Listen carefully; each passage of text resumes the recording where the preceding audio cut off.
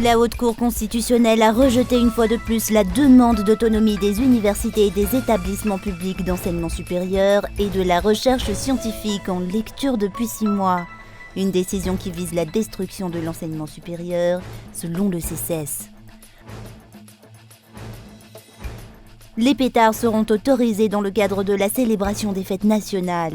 Déjà présents sur le marché, ces jouets doivent être consommés. Leur stockage pourrait s'avérer dangereux, selon la préfecture d'Antananarivo. À la une de l'actualité internationale en Italie, l'Italie s'apprête à dire adieu à l'ancien chef du gouvernement Silvio Berlusconi lors de funérailles d'État auxquelles sont attendus des milliers de personnes, dont les plus hauts responsables politiques de la péninsule, mais peu de dignitaires étrangers.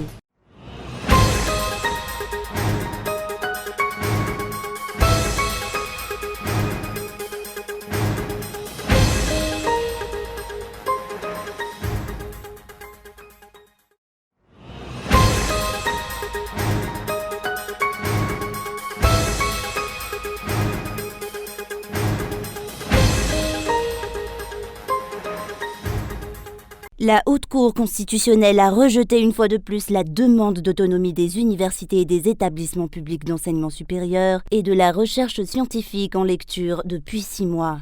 C'est une décision qui vise la destruction de l'enseignement supérieur et de la recherche scientifique, a expliqué ce jour le président national du CCES.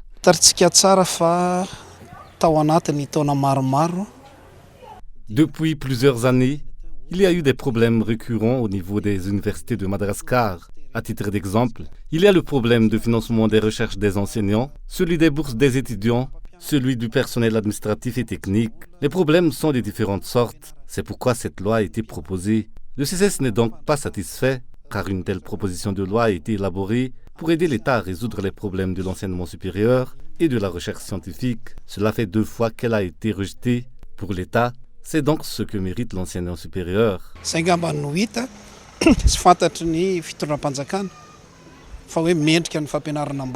Le CCES n'entend toutefois pas en rester là et lance un ultimatum pour que leurs revendications soient satisfaites d'ici la fin du mois. On a prêté le pouvoir aux dirigeants. Ils ne font que passer. Il est clair que nous n'allons pas rester les bras croisés face à la destruction de l'enseignement supérieur et de la recherche scientifique. La loi sur l'autonomie des universités et des établissements publics d'enseignement supérieur et de la recherche scientifique a été rejetée par la HCC qui l'a jugée anticonstitutionnelle en février 2022. Des amendements y ont été apportés au niveau du Parlement, mais une fois de plus, elle a été rejetée. Cette loi ne peut être promulguée car octroyer une immunité juridictionnelle aux enseignants et chercheurs viole le principe d'égalité de tous devant la loi, a fait valoir la HCC pour expliquer ce rejet.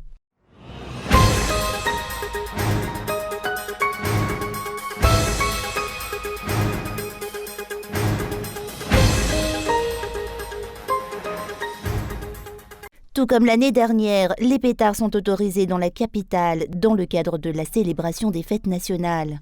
Injectés à Madagascar et présents sur le marché, ces jouets doivent être consommés rapidement pour que les restes ne soient pas stockés dans un même dépôt. Un tel stock pourrait s'avérer dangereux selon les explications.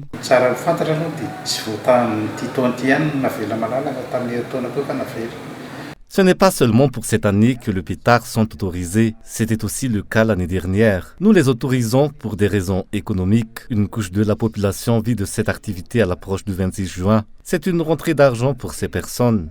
Et il vaut mieux respecter cela, d'autant plus que c'est une activité périodique. C'est aussi une question de sécurité, vu que si ce n'est pas consommé, les invendus seront stockés quelque part et cela présente des risques.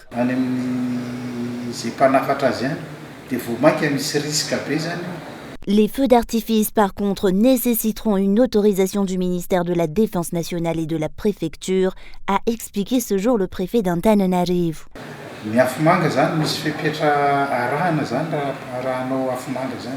Les feux d'artifice requièrent des démarches administratives. Il faut l'autorisation du ministère de la Défense nationale qui sera transmise à la préfecture qui délivrera à son tour une autorisation pour l'espace ou l'endroit où ils seront utilisés. Un décret sortira prochainement pour confirmer cette décision. Un décret qui transmettra également la liste des lieux où les pétards seront prohibés, ainsi que les sanctions qui s'appliqueront en cas d'infraction de ces règles.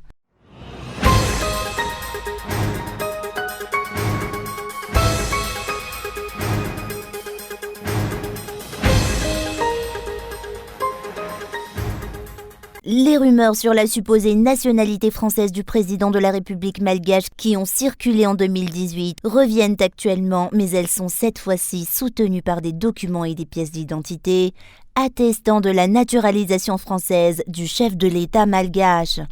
Parmi les documents publiés sur les réseaux sociaux concernant cette affaire, un décret portant acquisition de la nationalité française du président malgache, signé en 2014 par Manuel Valls, le Premier ministre de l'époque. Une partie du journal officiel sur lequel est inscrit le nom du président de la République malgache, de son épouse et de ses enfants a également été publiée pour confirmer que lui et sa famille ont bien été naturalisés français. Aucune réaction de la présidence de la République n'a été observée jusqu'à ce jour concernant cette affaire. Ces publications n'ont pas encore fait l'objet d'un démenti, encore moins d'explications à l'intention des citoyens malgaches. Les dispositions relatives à la candidature aux élections présidentielles à Madagascar et ce que prévoit la loi pour les candidats de nationalité étrangère pour les élections dans le pays seront évoquées dans une prochaine édition du journal.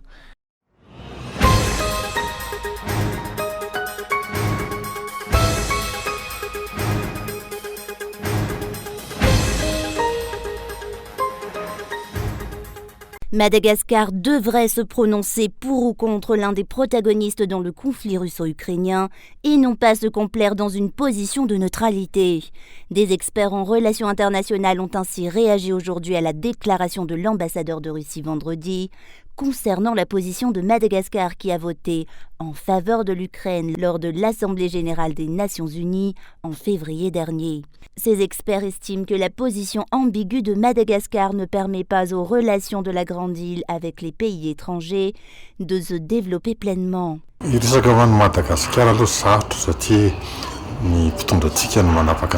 Ce sont les dirigeants qui ont le pouvoir de décision, mais il est bien de rappeler que Madagascar est un pays indépendant. Il doit faire un choix, aller à gauche ou à droite, suivre les Occidentaux comme tel a toujours été le cas, ou suivre les pays membres du BRICS. J'estime qu'il ne faut pas entrer dans le conflit entre la Russie et l'Ukraine, mais considérer plutôt les intérêts économiques de Madagascar, où il n'y a pas de guerre. Les dirigeants doivent se positionner clairement en pesant les intérêts de Madagascar. S'il suit les Occidentaux ou les pays membres du BRICS, tergiverser comme on le fait n'est pas une bonne chose.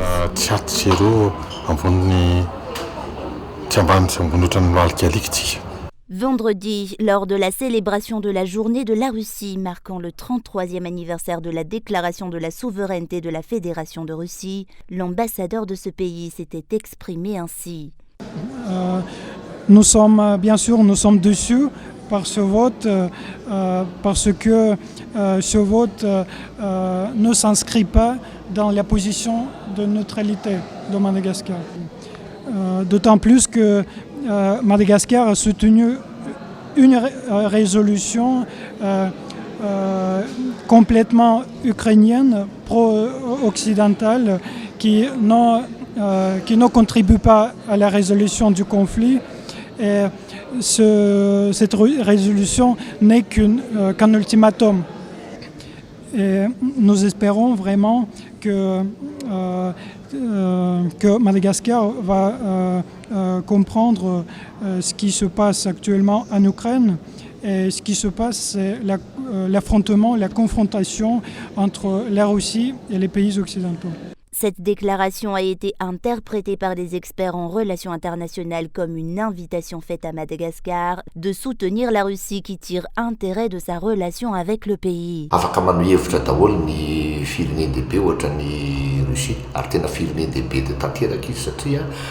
Toutes les grandes puissances peuvent s'exprimer et la Russie en est une. Elle a critiqué la position de Madagascar dans le conflit entre la Russie et l'Ukraine. La position de Madagascar doit être simple. Il ne doit pas entrer dans le conflit des grands. Mais c'est aussi ce qui pousse la Russie à amadouer Madagascar. Elle va faire des efforts pour obtenir des intérêts de sa relation avec Madagascar, car telle est aussi la finalité d'une ambassade.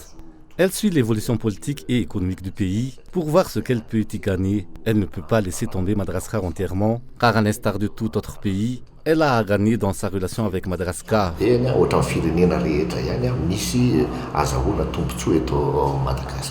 Rappelons que Madagascar affiche une position de neutralité dans le conflit russo-ukrainien. Le limogeage de l'ancien ministre des Affaires étrangères, Richard Rangemanjant, est dû à sa position condamnant l'annexion de territoires ukrainiens par la Russie lors du vote à l'ONU le 12 octobre 2022.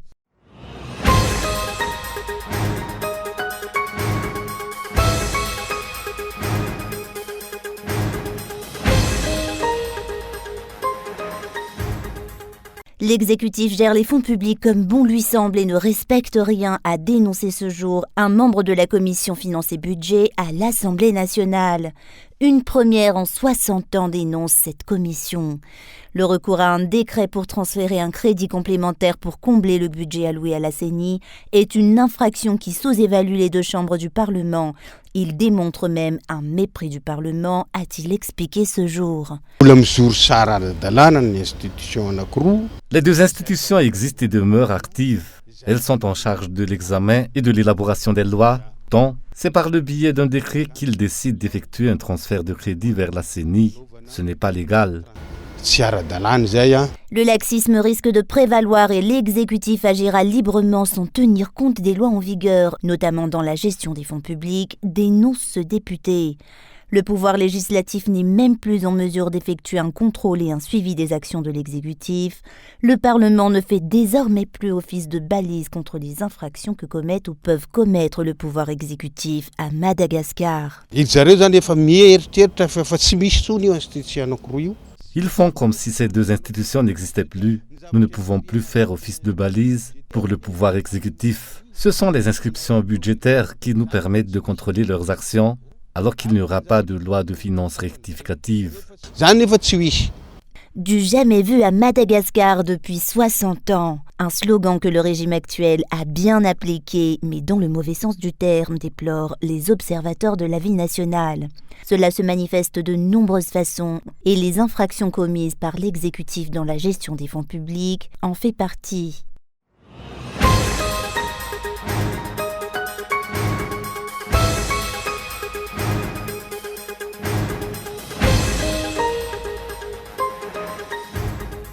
Les travailleurs regroupés au niveau du syndicat du personnel de l'enseignement supérieur et de la recherche scientifique lancent un ultimatum de 72 heures à partir de ce jour au ministère de l'enseignement supérieur et de la recherche scientifique pour le paiement de leur rémunération, ainsi que la réalisation de nombreuses promesses faites aux travailleurs.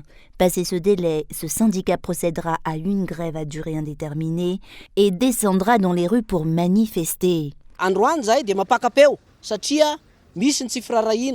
Aujourd'hui, nous haussons le temps, vu que les employés sont sous-estimés et subissent des pressions et des injustices. Les hauts responsables ont l'habitude d'opprimer le personnel. En le menaçant de prison, ils réagissent rapidement pour ce type d'action, mais sont aussi longs que des tortues lorsqu'il s'agit de résolution de problèmes.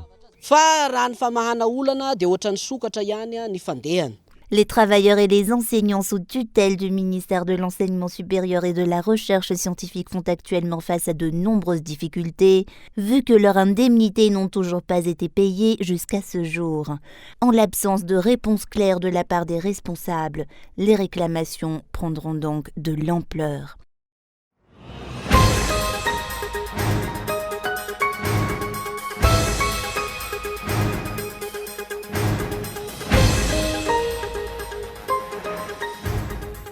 Devant la pierre blanche du Duomo de Milan, ces hommes sont à pied d'œuvre. Installation d'un écran géant, mise en place de barrières, tout doit être prêt pour cet après-midi. Vous pouvez rentrer librement sur la place, il n'y aura pas besoin de passe, mais il y aura des contrôles et des jauges. De plus, il y aura une zone réservée aux autorités. La chef du gouvernement Giorgia Meloni et le président de la République Sergio Mattarella seront présents à Milan pour ses funérailles d'État. Des milliers de personnes sont également attendues pour rendre hommage à celui qu'on surnommait le Cavaliere. Hommage également à Arcore où ses passants sont venus déposer fleurs et drapeaux devant la villa de l'ex-dirigeant. Sa mort laisse un grand vide. Comme homme, comme politicien, il était comme un membre de ma famille. C'est un vide qui va être difficile à combler. Je voulais rendre hommage à notre président à tous. Je suis italienne et je voulais lui dire au revoir une dernière fois avec mon mari. Adoré par certains, détesté par d'autres, Silvio Berlusconi a marqué la vie politique de l'Italie, mais son héritage divise toujours. Au total, le sulfureux homme d'affaires aura dirigé le pays pendant 9 ans.